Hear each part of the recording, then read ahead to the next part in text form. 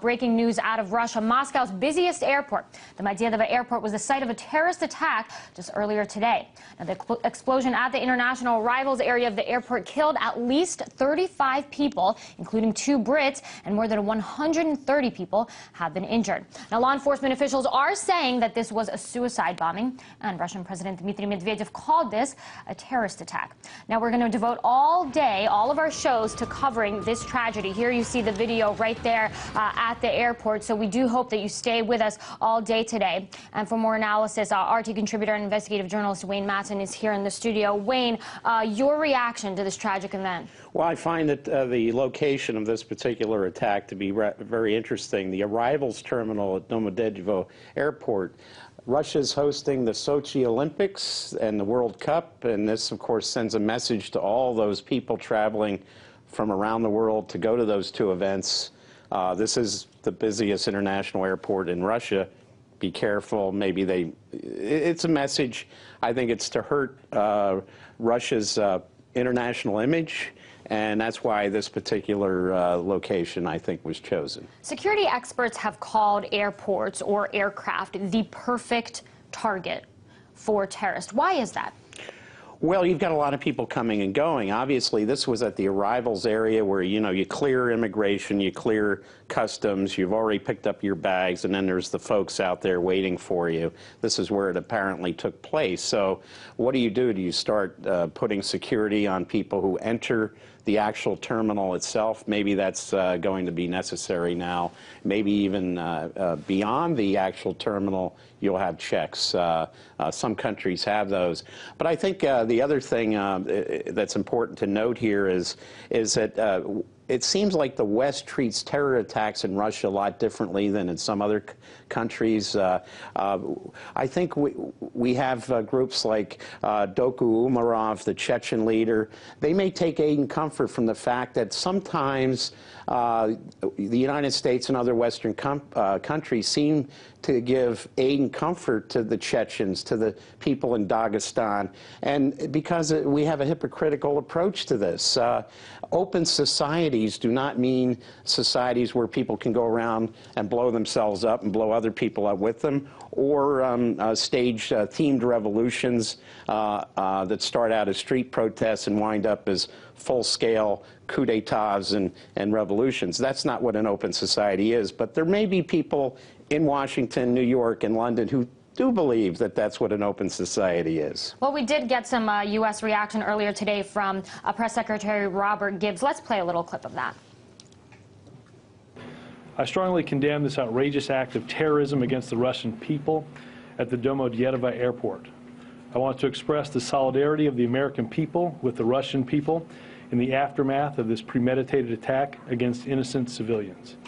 Michelle and I offer our deepest condolences to the Russian people who have suffered greatly at the hands of terrorism. We share your sorrow and are resolved to stand with you in our common fight against those who use terrorism for their political goals. Wayne, unfortunately, this is not the first incident of its kind. Is there a sense now where there's sort of less shock when this kind of thing happens, especially in Russia, and more anger?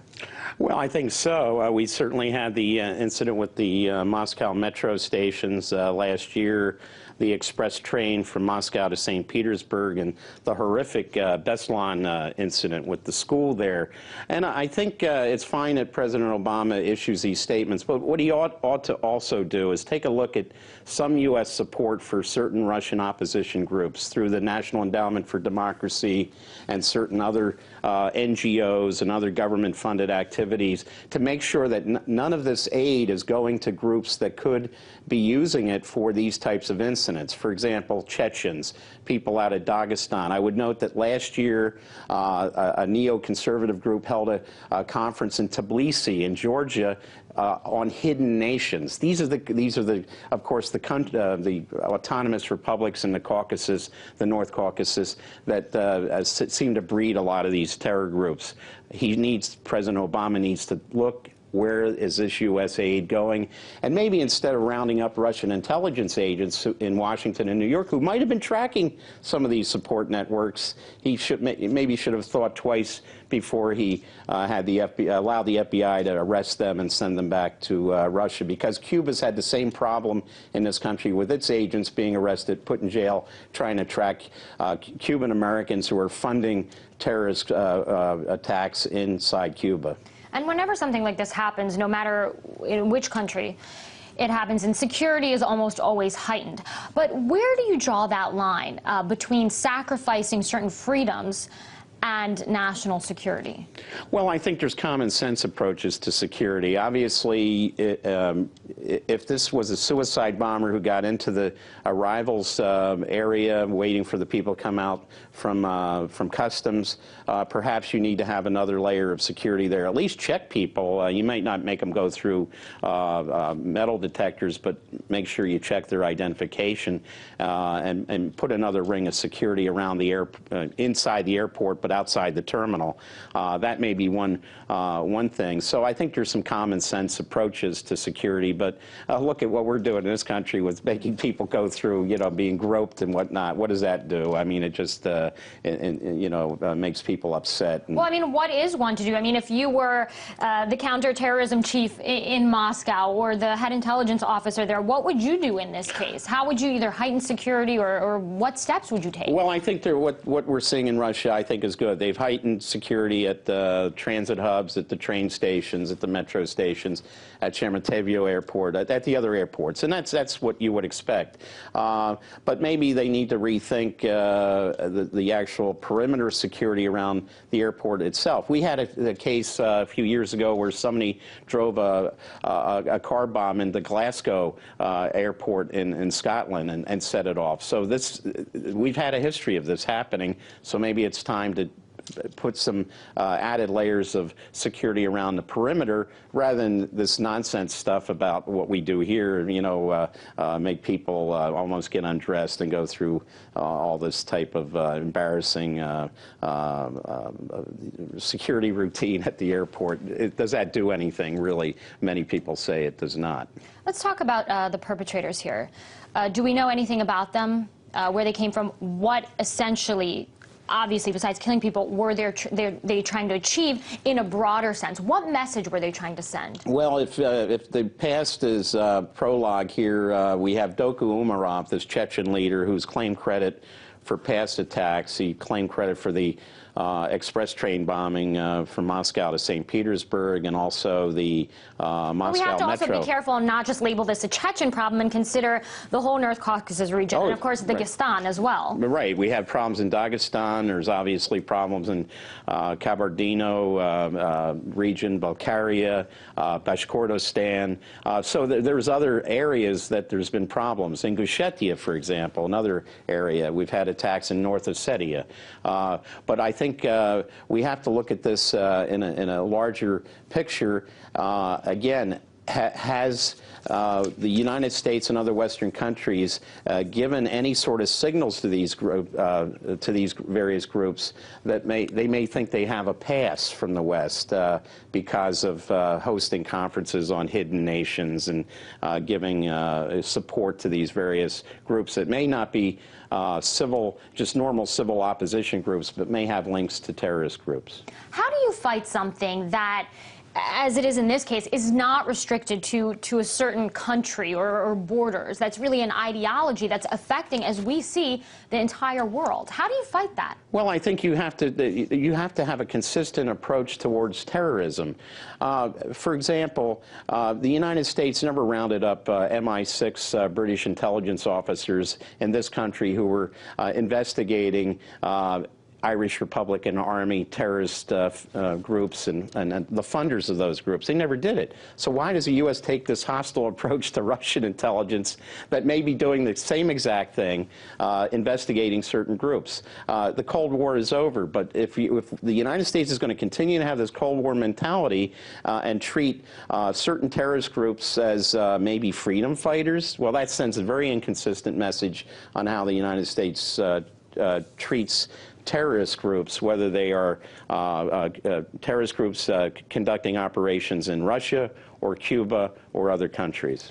Here's an interesting point, and a lot of folks from the Heritage Foundation, for example, have long been saying, look, we have to do everything in our power to root these guys out. Whatever we have to blow up, we'll blow up. Do you think that in this case, they feel like their long-standing view has been indicated, that they've been vindicated, that they say, we told you something like this was going to happen? Well, quite to the contrary. If I were the Heritage Foundation, I'd be looking at some of the groups that they may be in league with, certain of these hidden nation groups. This harkens back to the Cold War, where. But then why are they then the ones coming out and saying, you know, we were right all along?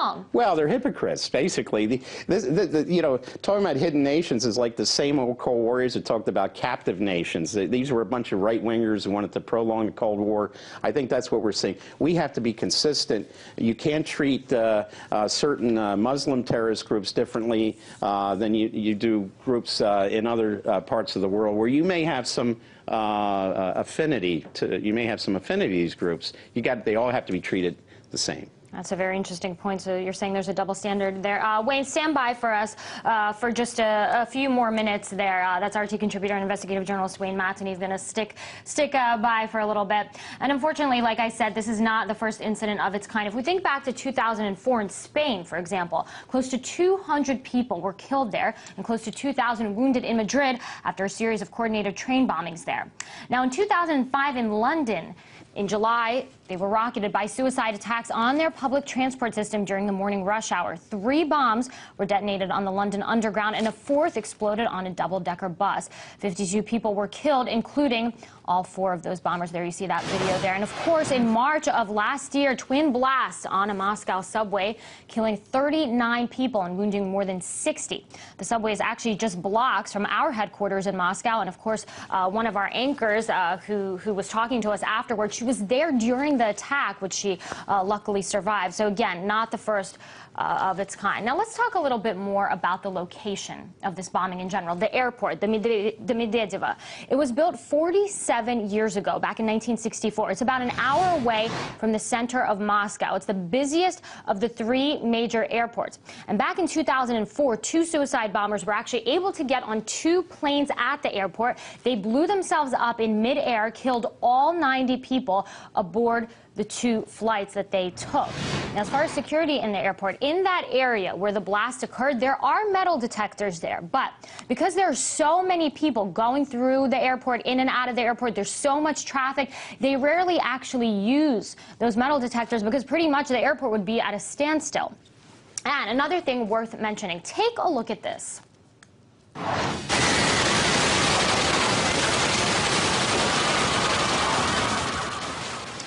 That right there is footage from the video game Call of Duty: Modern Warfare 2. Now, that scene that you see right there taking place in the very same airport where the tragedy occurred today. So perhaps a pretty scary premonition there. And of course, our correspondent Ivor Bennett is actually standing by live in Moscow, and he's gonna join us in just a few seconds. But Wayne, just wanted to get your comments on that. You saw that video game there, kind of a scary premonition, right? Hey, you know, and look, we have the U.S. military engaging in these video games an awful lot to get recruits, for one thing. They do their training with these. I mean, what kind of message does this send?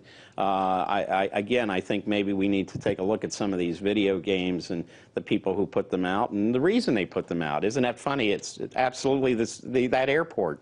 It is, and when we saw that, it was obviously scary. Nobody could have predicted this. We're not trying to say that, but you know, it's interesting because that video was actually taken down later, and so people are sort of, you know, backing off a little bit from that. But these things do happen in real life. Well, they do, and again, in the intelligence world, there's something called psychological warfare operations. So, again, is this something that was a prelude to something like a real incident? Again, I think we have to take a look at what is the U.S. policy towards Russia, and I think President Obama needs to conduct an audit of all U.S. assistance programs to Russian opposition groups to make sure that none of this money is bleeding in over into certain groups that may have carried this. Are they sort of going over his head then when they're doing it? Or is it a case where you got all these lobbyists on the Hill, all these special interests, and they're he may not know, and there's a lot of covert programs that the CIA runs, and there's a lot of covert programs that they run in league with certain NGOs, and I think we have to look at, the president needs to have a total moratorium on these programs and sort them out to make sure that there are no groups from Dagestan or Chechnya or the other Caucasus republics or other parts of Russia that may have some interest in this. And we have to remember there's exiled oligarchs who are out to destabilize Russia. They're enemies of Prime Minister Putin. They're enemies of President Medvedev. And I think we have to look at their potential role in this as well. Wayne, stand by. I got a few more questions for you. But